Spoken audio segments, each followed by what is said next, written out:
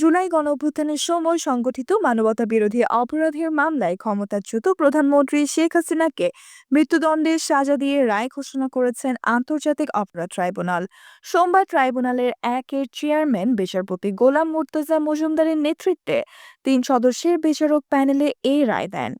ট্রাইব্যুনালে অন্য 2 সদস্য হলেন বিচারপতি শফিউল আলম মাহমুদ ও বিচারপতি মহিউতুল হক এনাম চৌধুরী।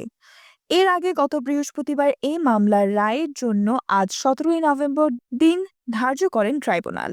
এই মামলায় শেখ হাসিনার সঙ্গে সাবেক রাষ্ট্রপতি আসাদুজ্জামান খান কামাল ও সাবেক আইজিপি চৌধুরী আব্দুল্লাহ আল মামুনও আসামি ছিলেন। তাদের মধ্যে মামুন আসামি থেকে রাজসাক্ষী বনে যান এবং দায় স্বীকার করে ট্রাইব্যুনালকে জবানবন্দি দেন। 2024 সালের 5 আগস্ট আওয়ামী লীগের সরকার পতনের পর আন্তর্জাতিক অপরাধ ট্রাইব্যুনাল পুনর্গঠন করা হয়। পুনর্গঠিত ট্রাইব্যুনালে জুলাই গণঅভ্যুত্থানের সময় মানবতাবিরোধী অপরাধের অভিযোগে প্রথম মামলা হয় শেখ হাসিনার বিরুদ্ধে। পুনর্গঠিত ট্রাইব্যুনালের বিচার কাজ শুরু হয় গত বছরের 17 অক্টোবর থেকে। ওই দিন এ মামলায় শেখ হাসিনার বিরুদ্ধে গ্রেফতারি পরোয়ানা জারি করেন ট্রাইব্যুনাল।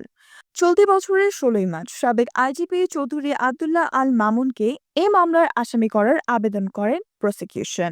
পরে ট্রাইব্যুনাল তাতে সম্মতি দেন। Nusrat Jahan, এফবিএন news desk.